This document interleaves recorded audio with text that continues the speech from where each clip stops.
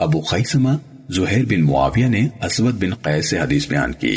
कहा, मुझे हजरत जुंदब बिन सुफियान बजली रजी अल्लाह तआला अन्हु ने बयान किया। कहा, मैंने रसूलुल्लाह सल्लल्लाहु अलैहि वसल्लम के साथ ईद उल अज़हा मनाई। आपने नमाज पढ़ी और आप उस नमाज के बाद खुतबा यानी दुआ वगैरह से फारिग हुए ही थे कि आपने कुर्बानी के जानवरों का गोश्त देखा जो नमाज पढ़े जाने से पहले ज़िबा कर दिए गए थे।